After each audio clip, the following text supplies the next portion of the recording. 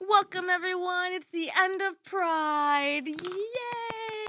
Oh my god, it was so fucking long, wasn't it? It was so miserable and long, and we were exposed to the worst of the LGBTQIA. I've never seen so much penis in my life. I've never seen so many old man's asses. Oh my god. Ew. I also haven't seen children staring at men who are in their underwear and twerking in front of them. I've never seen that before. I've never seen packs of man puppies. And children petting them. I've never seen naked people on bikes in front of children who are very confused and kids in strollers. Furthermore, I've never questioned how a penis works on a bike when you're naked. Why am I thinking about these things? Because Pride has gone absolutely bananas. This isn't my topic. This is hers. Yeah. But the reason we're talking about Pride is because we want to say, fuck Pride. It's not about Pride. Pride has taken over so much that nobody knew that it was actually Men's Mental Health Awareness Month. It got completely overshadowed by Pride.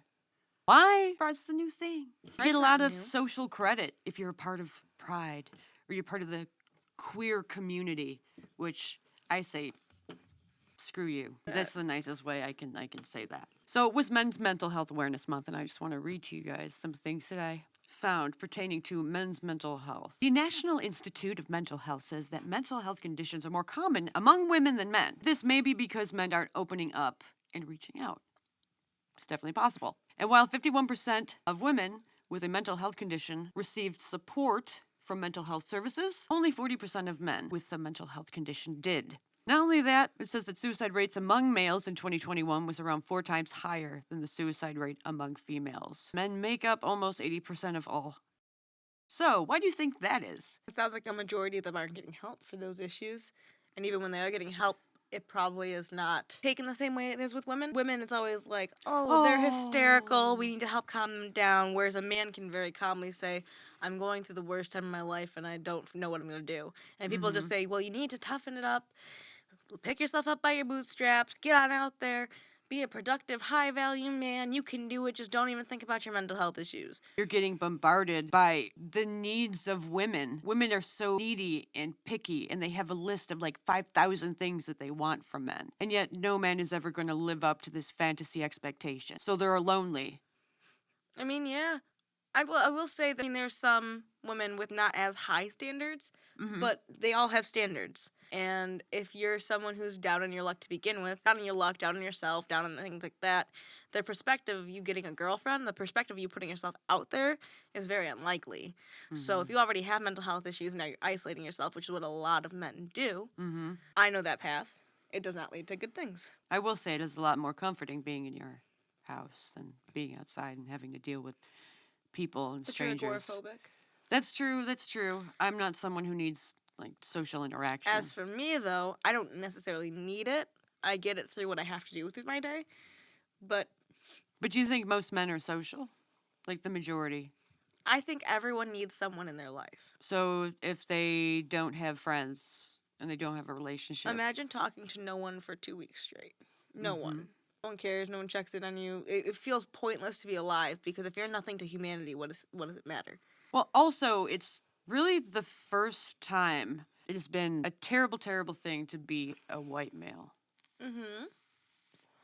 Heterosexual white man. A heterosexual white man, yes. You're looked at as fucking Satan. There is no escape. Demon spawn. Well, if you're a heterosexual white man and you give a political opinion that is more conservative in today's environment, and you're, say, close to my age, you're in your 20s, maybe early 30s, you're not going to be respected by a lot of women. I mean, it's just so true. But that's because the more intelligent people, the people who just listen and don't actually formulate an opinion for themselves, they will look at you in a second when you say something slightly conservative and they will run the other direction. If you're a straight guy in today's society and you aren't a liberal, you're going to be shut down by a lot of women and a lot of people, and nobody's going to want to listen to you. So I could see how that would be pretty fucking depressing. But also that a lot of women are Democrat, they're liberal, you know? Because that's the party that's been women's rights, women need the Me Too movement. Women need this. Women need that. Yeah, Well, but now it's they're also the people that said a lesbian is a non-man loving a non-man, and basically changed the definition of woman to a non-man. So, like, how great's the liberal party? I hear it's terrible. yeah, and that boss ass bitches make their own money by selling their bodies on OnlyFans. Whatever it takes, right? Yeah, but it's cuckoo. It's Looney Tunes. Bananas. They've overtaken beta males and females and pretty much said, we're going to give you a whole line of bullshit that makes no sense, and you're going to believe it is true. Well, if we say science says it, and if we say medical practices say it, then it must be true. But even the fact of you're a boss ass bitch if you make your own money by selling your body on OnlyFans, like the that government just said. sounds freaking crazy. But people see it and they believe it. Like, yeah, well, at least she's making her own money and she's independent and stuff. And it's like, yeah, but that shit has a fucking skid mark effect. It's long lasting. You know, that shit's gonna be there. You can wash that underwear over and over again, but that shit's still gonna be there. And yet that's praised by society as something good for women and positive. Like, what the fuck? To get onto the mental health end of that, but then these guys try to date these women because they idolize women like that. And if they're not idolizing women like that, a lot of them that can't get it are going and subscribing to their OnlyFans. Can you imagine why rates would be higher? Fans. Yeah. Yeah, because they want to date someone that is unobtainable. There are men going to AI to talk to someone. There was I don't remember the exact person, but there was some, like, cam OnlyFans type girl who had sold this app or whatever, which was an AI, to talk to her through AI. That's so fucking sad. And then they said they programmed the AI to not get sexual, but this AI in the first fucking couple minutes of the conversation was like, "Oh, I'm taking my pants off." I think another reason why men are way more like lonely and depressed is because they are very obsessed with social media, incredibly, and women can be obsessed with social media and still get boyfriends. But if guys are obsessed with social media and they never leave the house, they're never going to get a chick unless he has to pay for her. And so men are losing their balls because, like in Fight Club, like they said, generation raised by women. We're a generation of men raised by women. I'm wondering if another woman is really the answer we need. I strongly believe that if you have some kind of strong family structure, you never end up in the road of having suicide at the end. Because you always have something to fall back on. Unless, like, your entire family dies and out of nowhere. Like, you know, Yeah.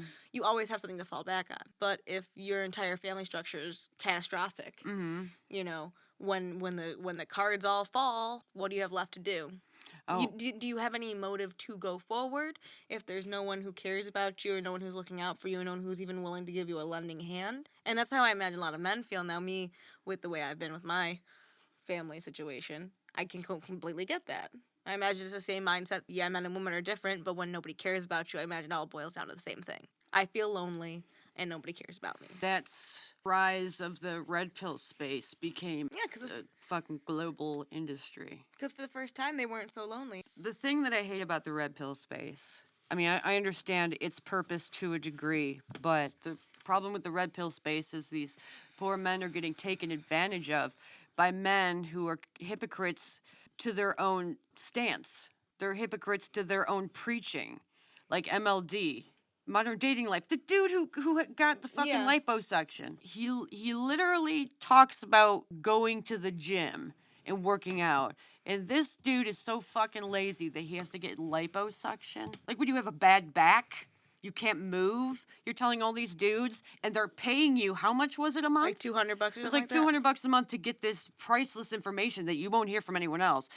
Meanwhile, Get lipo. That's the advice. Andrew Tate charges way less. But Yeah. this guy is charging you a shit ton of money, telling you to go to the gym, and this asshole can't even get his ass up to go to the gym. He has to go get liposuction. And Andrew Tate went to prison, jail, whatever it was, and got fit as fuck. Like, and I don't care Yeah. about how a guy looks like that, but like you see him and you're like, damn, Andrew, you put that work in. No matter how you swing it, he did that. When I watched Modern Dating Life, when I watched that live stream, and that one guy called in and just asked plainly, what do I get off of giving you $200 a month? And this guy fucking, like, he pulled out trophies and was was saying shit like, "Look at all the things that I have, and look at all the things that I've done," and Can blah he blah be blah. And it's like he braggadocious? never, yeah, he was being braggadocious. He never gave a direct, specific answer. Instead, danced he just around, yeah. got like offended, like a girl. And it made me think of all those Fresh and Fit episodes where they're talking to these girls, and if you just switch him out with one of those girls, you wouldn't really know a difference. For someone who like bitches at the women saying, "Oh, you're getting offended," or "Don't be in your feelings," like, I mean, the Yeah. fact that like poor men don't know any better and give this fucking retard money is I swear the red pill space takes advantage of a lot of fucking men. Do you think that the red pill movement has made mental health worse for men? I would say so, yeah. Not the entirety of it, but there's a very big subsection of it that I don't agree with. There's some toxic shit going on there. It's not logical. It's only half logic, and then the other half is like not taking responsibility, just bitching about women. It's like, yeah, that's not going to get you anywhere. I understand that like you feel like you're not alone because other guys are going through this too, but you can't listen to what the fuck they're saying. They're the ones that are saying don't be a whore, and yet they're the ones who are sleeping with whores. It's so completely fucking hypocritical. It drives me fucking crazy that all these men spend money on these dudes who are just fucking lying to them. Please stop swearing. Back to the mental health area of things. Why do you think that that has been completely overshadowed? I didn't even know that we had a mental health a month for men. I thought we had a general mental health month, but to know that, it's like I haven't even heard of this. I'm sure there's men who haven't even heard of this. Mm-hmm. So how do we acknowledge this more? Do we move it to a different month? Do we give them just a day instead, which is terrible to say, but like maybe it'll be acknowledged more? Well, there's also the month of November as well. It's just so sad, and I think that the epidemic of men's mental health, 80% of suicides are from men. That should be a scary enough number to get people moving. That's not a majority. That's a passing grade on a test, man. Yeah. It's an extreme majority, and it's sad to hear. My older brother, he is in school for psychiatry, and it gives me some optimism because if some men can embrace mental health and go forward and try and help other people, maybe there's a chance. It's so sad to see that so many men are going through it, you know? Mm-hmm. My sympathy goes out to men dealing with mental health issues in this day and age, in this social climate of fucking nut jobs. Like and subscribe.